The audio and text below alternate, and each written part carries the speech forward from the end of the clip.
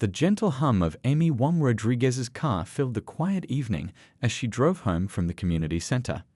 The setting sun painted the sky in soft oranges and pinks, casting long shadows across the suburban streets. Her mind wandered to the young kids she'd just spent hours tutoring in math and science. Their excited faces when they'd finally understood a difficult concept always made her day better. At 17, Amy was already making waves in her community. She'd helped raise thousands of dollars for the local food bank, maintained perfect grades, and was heading to Stanford in the fall.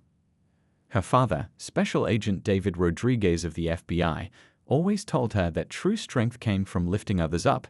That's exactly what she tried to do every day. The flash of red and blue lights in her rearview mirror snapped her out of her thoughts. Amy checked her speed, right at the limit. She'd been driving perfectly, just like her dad had taught her. Still, she did exactly what she'd been told to do, turned on her interior lights, kept her hands visible on the steering wheel, and waited calmly. Officer Brian Reynolds approached her window with his hand already resting on his weapon, something that made Amy's heart race despite knowing she'd done nothing wrong. She could see his face change as soon as he got a good look at her, his professional demeanor shifting to something harder, colder. "License and registration," he barked, not even bothering with a greeting. Amy kept her movements slow and deliberate as she reached for her documents, narrating each action just like her father had instructed. "I'm reaching for my wallet in my backpack, sir." Reynolds snatched the documents from her trembling hands. His eyes narrowed as he read her unique name. "Juan Rodriguez, huh? Where'd you really get this car from?" Amy's throat tightened. "It's my car, sir. My parents gave it to me for my birthday last month." She tried to keep her voice steady, remembering her father's advice about staying calm in tense situations. "Right," Reynolds scoffed. "And I suppose you've got some sort of proof of that." His flashlight beam swept aggressively through her car's interior, lingering on the honor roll bumper sticker and the small graduation tassel hanging from her rearview mirror. "The registration is in your hand, sir," Amy replied softly, fighting to keep her composure. "It matches my license." That seemed to anger him more. "Step out of the vehicle," he ordered, his voice taking on a dangerous edge. "Now." Amy's hands shook as she unbuckled her seatbelt. "May I ask why, sir? I haven't done anything wrong." "Out, or I'll drag you out myself." Reynolds' face had turned red, his previous thin veneer of professionalism completely gone. Fighting back tears, Amy carefully stepped out of her car. The evening had turned cold, or maybe it was just fear making her shiver. As soon as her feet hit the pavement, Reynolds roughly grabbed her arm and spun her around. "I smell marijuana," he announced loudly, though there wasn't a trace of anything illegal in or around Amy's car.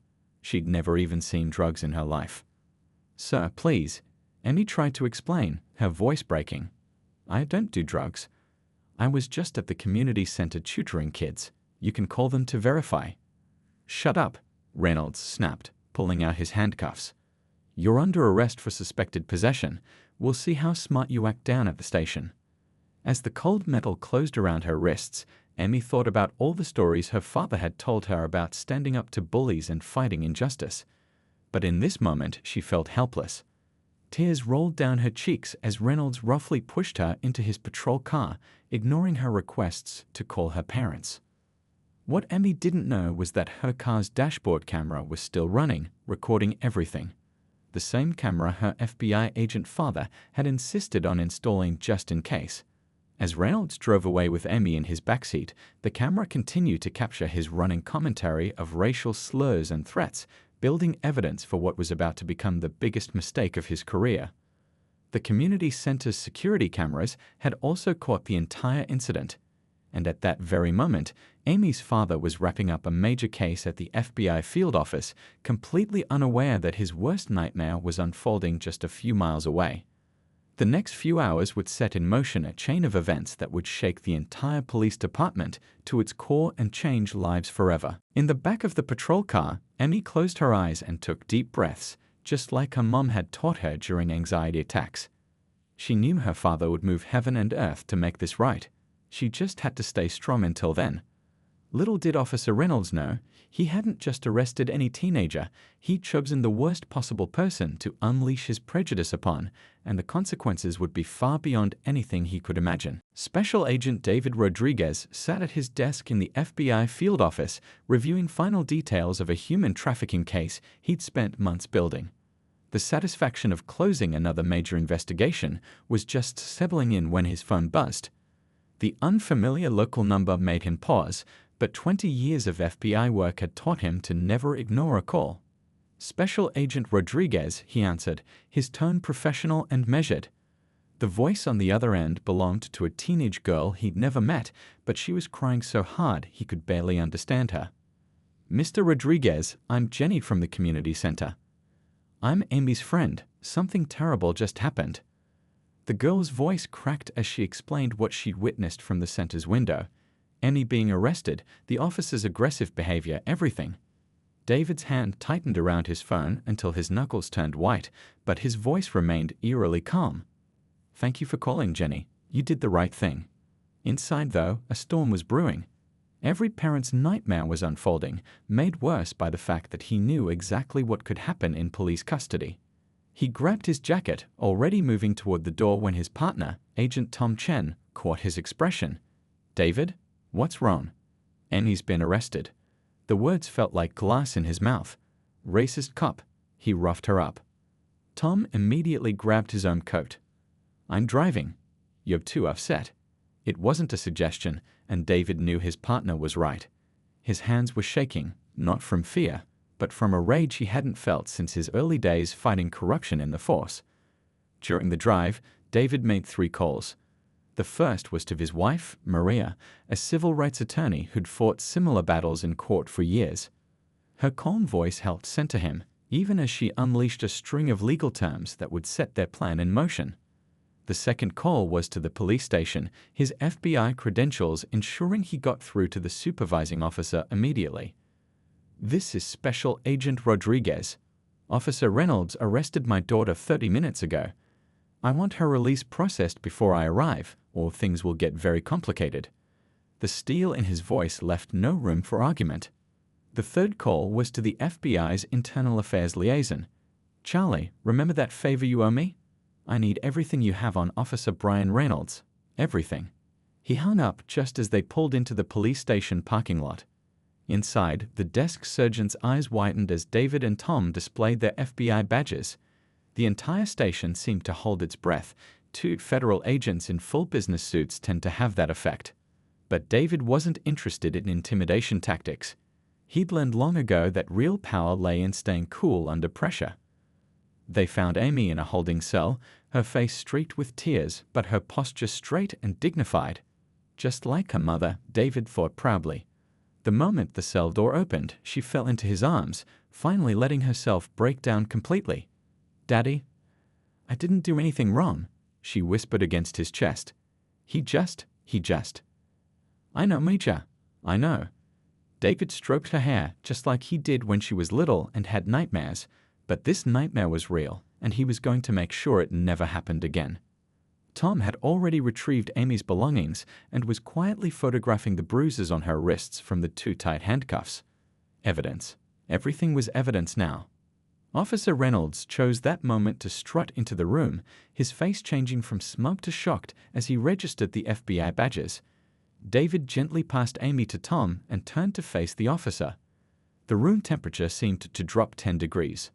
"Officer Reynolds," David's voice was soft, almost friendly. "I understand you arrested my daughter today." Reynolds straightened his uniform, trying to regain his authority. "She was suspicious. I smelled marijuana." "No, you didn't." David stepped closer, his smile never wavering. "What you smelled was fear.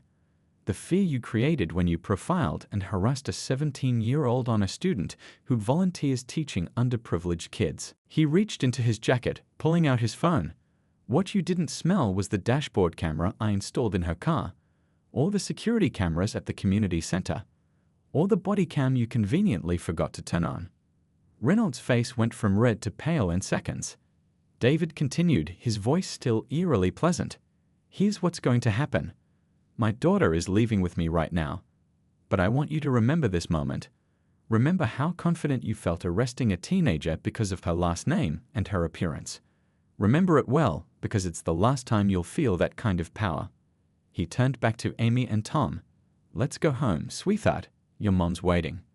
As they walked out, David paused at the door. "Oh, and Officer Reynolds? Expect a call from Internal Affairs tomorrow. I hear they're very interested in your record." In the car, Amy finally spoke up. "Dad, are you going to hurt him?" David squeezed her hand. "No, Major. I'm going to do something much worse." His eyes met Tom's in the rearview mirror. "I'm going to make sure justice is served, properly and legally. Sometimes the best revenge isn't about violence. It's about using the system to protect those who need it most."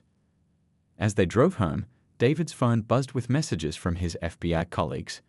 The pieces were already falling into place. Officer Reynolds had no idea that his actions today had just triggered an investigation that would expose years of misconduct and corruption, but that would come tomorrow. Tonight was about making sure Amy felt safe and loved. Looking at his daughter in the backseat, finally sleeping from emotional exhaustion, David felt his rage transform into determination. This wasn't just about Amy anymore. It was about every person who'd ever faced discrimination from those sworn to protect them.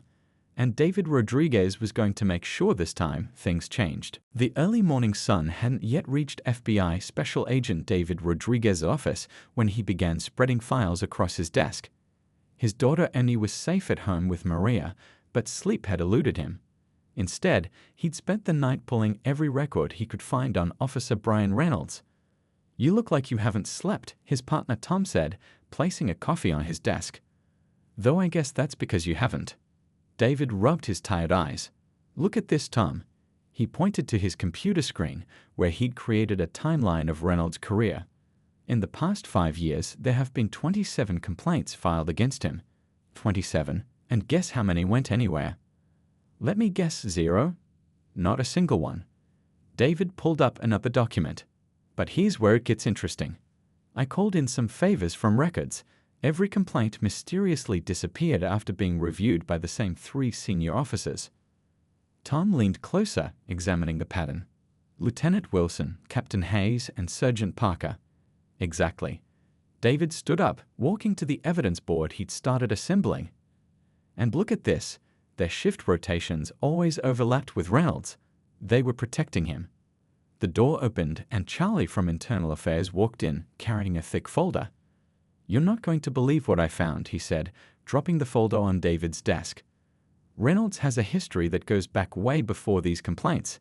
He worked at 3 different precincts before this one. Want to guess why he kept moving?" David opened the folder, his jaw tightening as he read. Complaints buried at each station, but he always transferred before anything stuck. "That's not all," Charlie continued, pulling out more documents. "I did some digging into his academy days. He had a nickname. They called him the Cleaner, not because he cleaned up crime, but because his senior buddies would clean up his messes." Tom whistled low. "A whole network of corrupt cops protecting their own." "Which explains why no one's been able to touch him," David muttered, pinning more photos to the board. "Until now." The next few hours were a flurry of activity. David's team pulled traffic camera footage from every arrest Reynolds had made in the past year. They cross-referenced complaint dates with his shift schedules, building a pattern of targeted harassment that couldn't be ignored. Around noon, a young officer named Michael Lee knocked on their door. He looked nervous but determined. "Agent Rodriguez?" "I heard you were investigating Reynolds." I think there's something you should know." David gestured to a chair. "Tell me everything." Michael's story spilled out, how he'd witnessed Reynolds plant evidence, file false reports, and terrorize innocent people. How the senior officers had threatened to destroy his career if he spoke up. How he'd been keeping his own detailed records, waiting for someone with enough power to finally do something. "I wanted to be a cop to help people," Michael said, his voice cracking. "Not to watch guys like Reynolds hurt them." David reached across the desk, squeezing the young officer's shoulder. "You're doing the right thing now. That's what matters." By late afternoon, they had 4 more officers willing to testify. Each one brought new evidence, new stories, new pieces of the puzzle. The wall of silence was crumbling. "David," Tom called from his computer. "You need to see this." He pulled up a video from Amy's dashboard camera.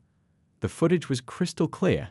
Reynolds' aggressive approach, his racial slurs, the complete absence of probable cause. But it was what happened after he arrested Amy that made David's blood boil. The camera had caught Reynolds making a phone call. "Hey Cap, got another one for cleanup." "Yeah, same as usual.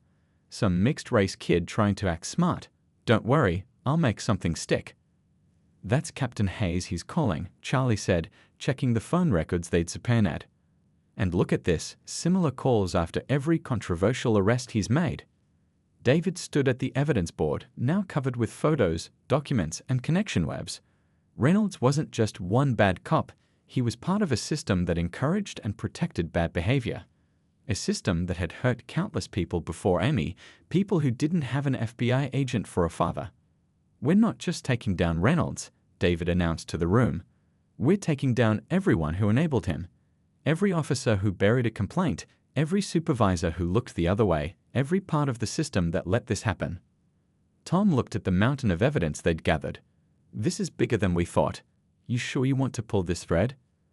David thought of Amy's tears, of Michael's courage, of all the victims who'd never gotten justice. Sometimes the thread you pull unravels something that needed to fall apart anyway. He picked up his phone to call Maria.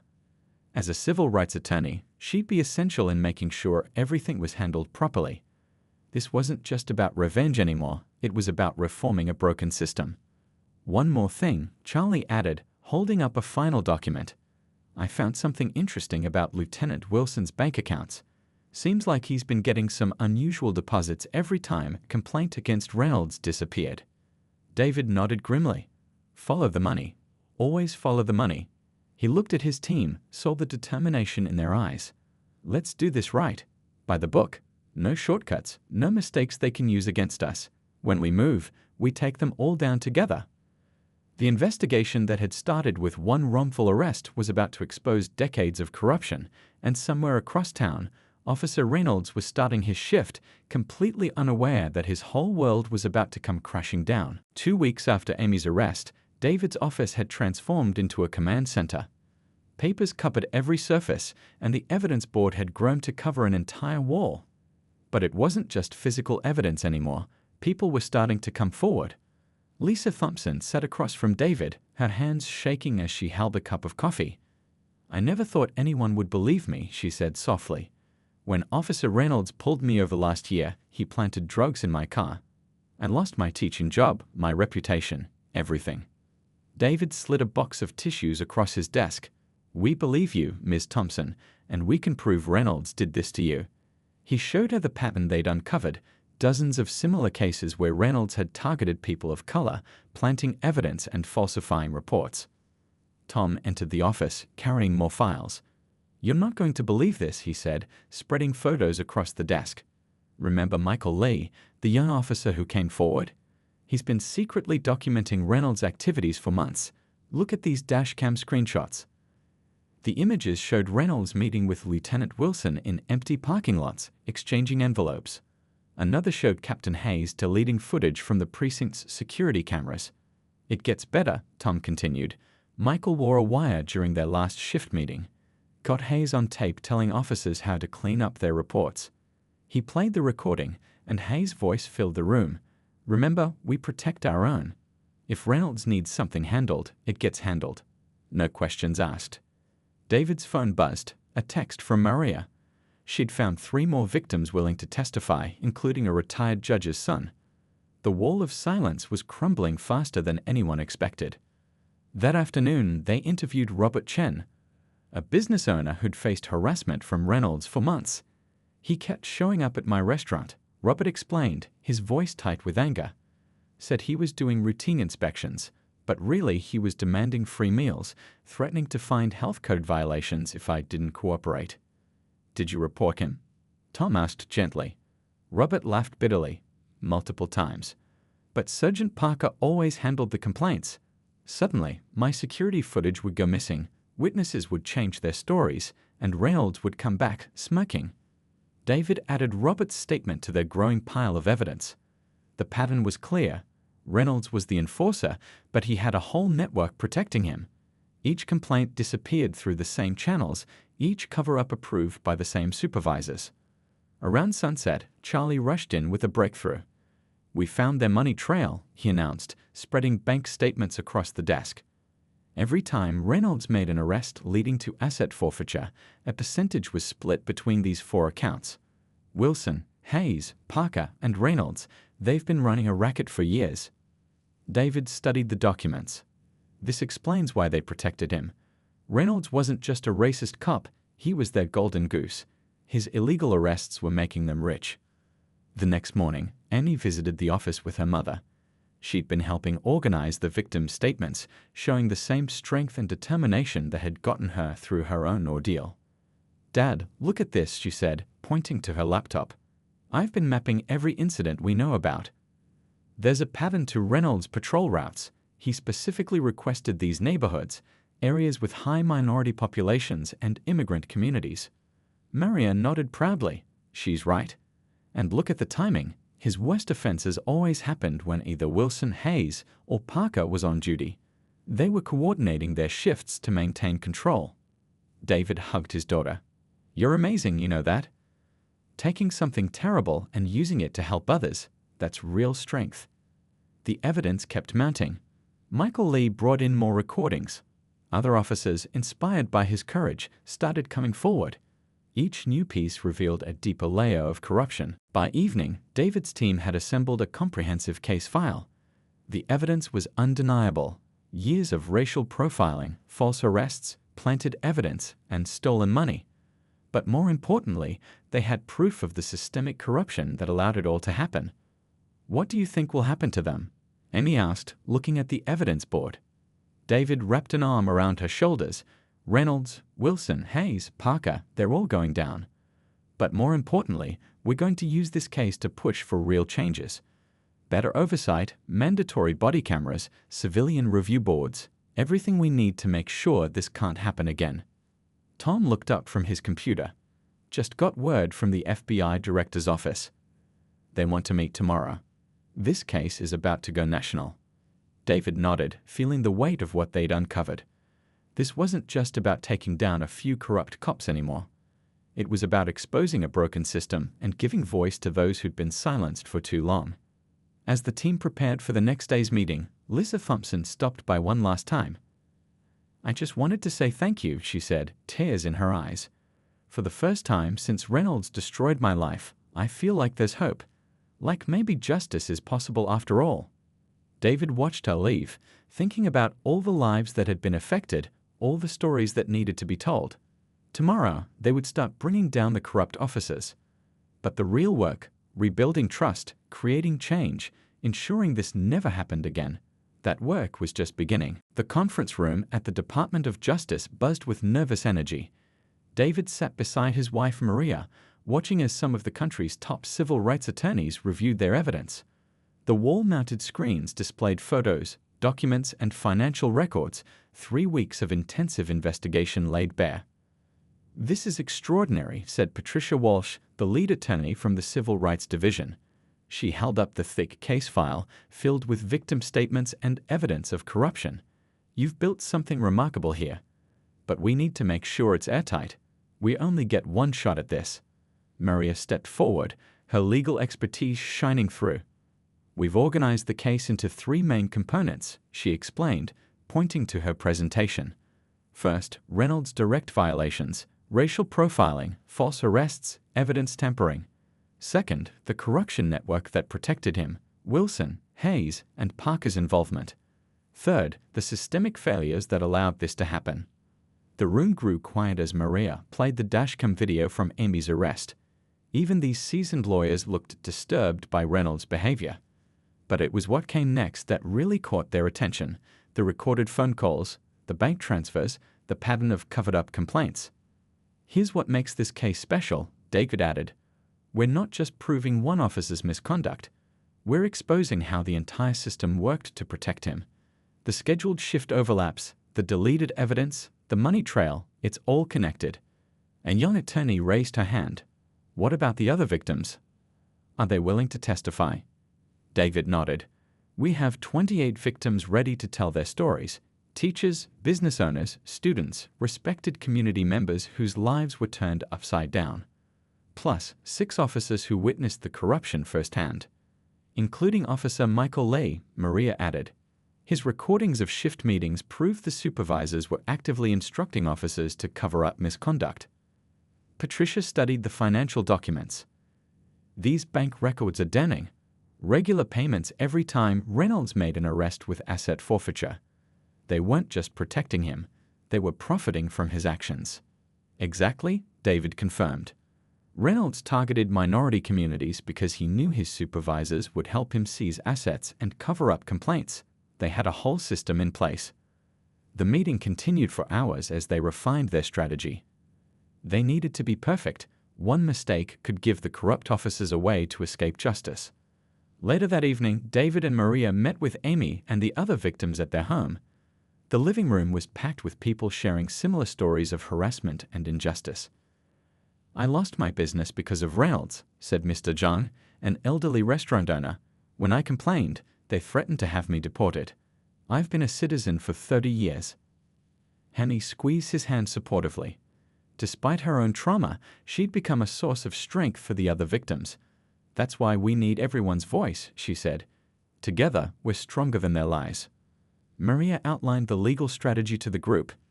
"We're filing a class action lawsuit, but that's just the beginning. We're pushing for criminal charges against Reynolds and his supervisors. The evidence of their financial crimes alone could put them away for years." "Will they try to fight back?" asked Lisa Thompson, the former teacher. David nodded grimly. "They already are. Their police union lawyers are working overtime.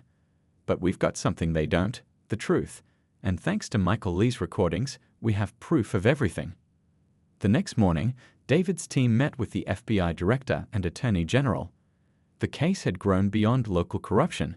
It was now about exposing a systemic problem that existed in police departments across the country.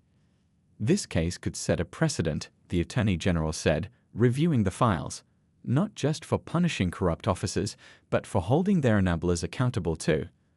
The supervisors who cover up misconduct are just as guilty as those committing it." The FBI director agreed. "We're giving you full resources, whatever you need. This stops here." As they left the meeting, Tom pulled David aside. "Reynolds just requested a transfer to another precinct. He knows something's coming." David smiled for the first time in days. Let him run. By this time tomorrow, every police department in the country will know his name. There's nowhere left to hide. That night, as the legal team finalized their preparations, Amy helped organize the victim statements. Each story reinforced the others, creating a powerful narrative of abuse and corruption. "Dad," she asked quietly, "do you think we'll really win?" David looked at the wall of evidence they'd gathered, the faces of those hurt by Reynolds and his enablers, the proof of years of systematic abuse. "We've already won, sweetheart. The truth is out. Now we just have to make sure everyone else sees it too." Tomorrow, they would file their case. Tomorrow, the world would learn what one racist cop and his corrupt supervisors had done. But more importantly, they would learn how a community came together to stop them.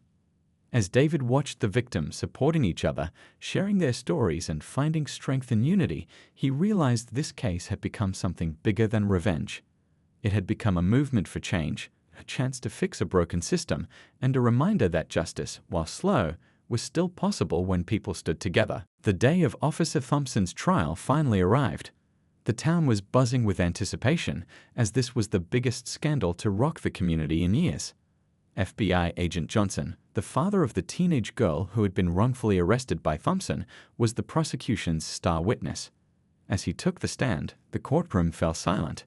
With calm conviction, he recounted how his daughter Ariana had been driving home one evening, obeying all traffic laws, when Thompson pulled her over. The officer claimed she had been speeding and resisted arrest, but Johnson knew it was all lies. Thompson had a long history of targeting minorities and abusing his authority. Johnson had launched his own investigation into the corrupt cop, uncovering a disturbing pattern of racist behavior and brutality complaints that the police department had swept under the rug for years. Ariana's arrest was the last straw. Armed with a mountain of damning evidence, Johnson had confronted the police chief and demanded Thompson be fired and criminally charged. The chief had no choice but to take action or face a public relations nightmare.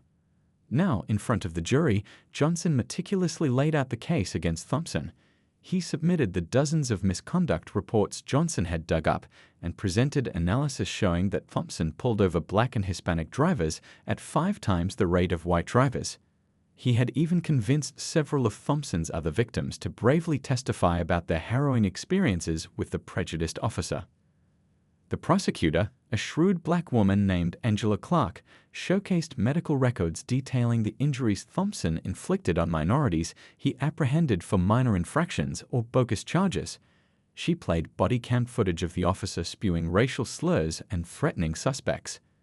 Witness after witness took the stand and shared how Thompson had harassed, assaulted, or framed them. The mountain of evidence of his wrongdoing seemed irrefutable. However, Thompson's defense attorney, a slick older white man with silver hair and expensive suits, tried his best to discredit Johnson and the other witnesses.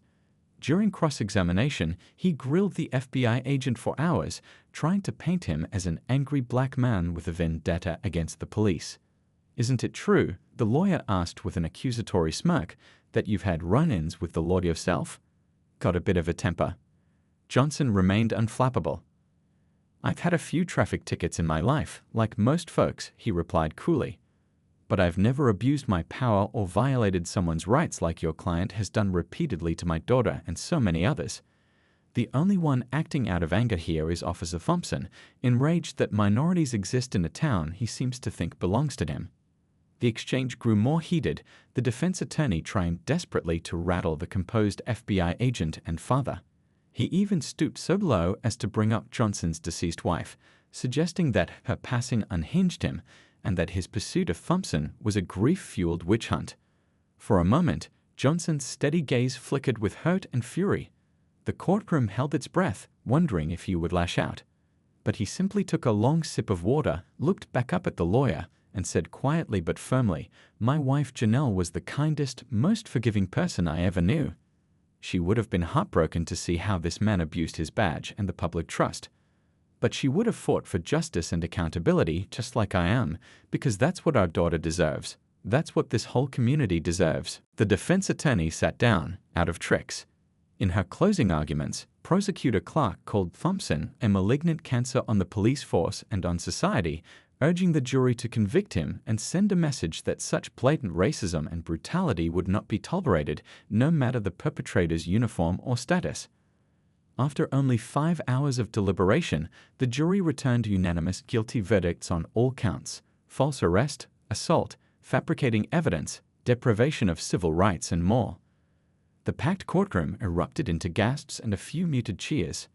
Ariana burst into tears, as did several of Thompson's other victims and their families. Agent Johnson sat very still, closing his eyes as if in prayer, quiet satisfaction and relief settling over him. The judge announced she would impose the maximum possible sentence, given the severity of Thompson's crimes and the overwhelming evidence of his guilt. Thompson himself looked stunned, his mouth agape, as if unable to process that his reign of racist terror was really over. As the bailiffs handcuffed him and led him out of court, the old patterns of deference and fear seemed to break. A few bold folks hissed, "Bye-bye, bully," and "have fun behind bars." At the disgraced officer, Agent Johnson walked out of the courthouse with his arm around his daughter, blinking in the bright sunlight. A crowd of reporters swarmed them, shouting questions, but he had said his piece. He was ready to go home and keep healing. Keep building a society where no other father had to see his child terrorized by the people who swore to protect them. Keep hoping that this guilty verdict was one step closer to liberty and justice for all, as the pledge promised. There would be many more battles ahead, Johnson knew, but for the first time in a long time, he felt a thrill of optimism. The story stirred strong emotions for readers, serving as a thought-provoking reminder of the ongoing struggle for true equality under the law. While set in one community, it echoed the real-life experiences of too many minorities across the nation, making it painfully relevant. But it also showcased the power of everyday heroes to stand up to injustice and create change, even against daunting odds. The tale captured both a specific moment in time and a timeless longing for a system that lived up to its lofty ideals. Most of all, it centered one family's unbreakable bond, courage and resilience, the human heart at the center of every fight for a better world. Officer Thompson's guilty verdict sent shockwaves through the small town. For the minority community that had suffered under his reign of terror for so long, it was a moment of profound relief and vindication. After the trial, people marched in the streets, holding signs with photos of Thompson's victims and chanting "No justice, no peace." For once it seemed, the system had actually worked. But for FBI agent Johnson and his teenage daughter Ariana, the court victory was bittersweet. They had won this battle, but the war was far from over. Ariana was still haunted by memories of her wrongful arrest, the fear she felt as Thompson slapped the cuffs on her, the humiliation of being marched into the police station, the despair of wondering if anyone would believe her innocence. Even with Thompson behind bars, those scars wouldn't fade overnight. Agent Johnson knew all too well that his daughter's experience was just a symptom of a much deeper sickness in American society. Racism, brutality, and abuse of power weren't limited to one bad apple cop. They were woven into the very fabric of the criminal justice system, a centuries-old tapestry of oppression and injustice. Unraveling that would take a lot more than one conviction, no matter how high-profile or hard one. In the weeks following the trial, Johnson threw himself into the fight for real systemic change.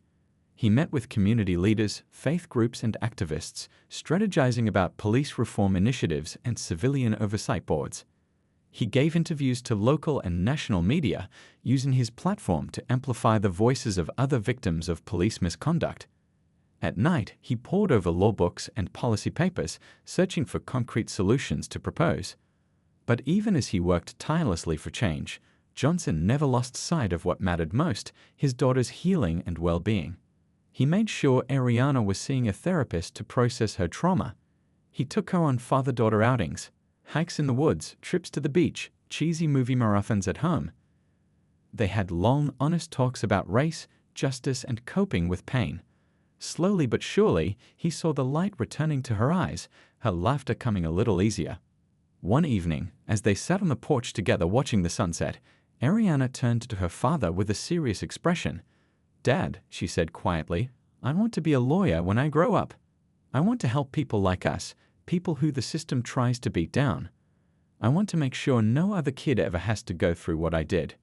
Johnson felt tears spring to his eyes, his heart swelling with fierce love and pride. "Baby girl," he said, pulling her into a hug, "you are going to be the most brilliant, passionate, unstoppable lawyer this world has ever seen. And I will be right there cheering you on every step of the way."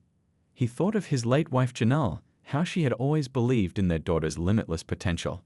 He could almost feel her loving presence wrapping around them at that moment, whispering that everything would be okay. As the sun slipped below the horizon, Johnson knew that the road ahead would be long and winding. There would be setbacks and obstacles at every turn. But he also knew, with bone-deep certainty, that change was coming. With dedicated folks like him and bright young leaders like Ariana rising up, a new dawn was inevitable. A future where liberty and justice for all wasn't just a pledge but a practice. The story ended on a note of hard-won hope, leaving readers inspired by one family's unshakable strength and resolve in the face of daunting odds. It was a reminder that progress is possible, but it requires the courage and commitment of everyday heroes. In Agent Johnson's quiet resilience and Ariana's budding activism, audiences saw a reflection of the best in themselves and their own communities. The 7-part tale was a powerful exploration of some of the most pressing issues facing the nation: racism, police brutality, and the urgent need for criminal justice reform. But it was also, at its core, an intimate portrait of a father-daughter bond and the unbreakable power of family, faith, and fighting for what's right. By weaving together the political and the personal, the story achieved a rare resonance. Readers walked away feeling moved, enraged, uplifted, and called to action. Many saw parallels to real-life cases of police misconduct in the news and felt a renewed sense of urgency to push for accountability and change. Others were touched by the depiction of a loving black family and a devoted father, defying media stereotypes. A few even felt a flicker of optimism that sunsets and new dawns were still possible if enough people believed. Though fictional, the story gave a human face to some of society's greatest ongoing struggles.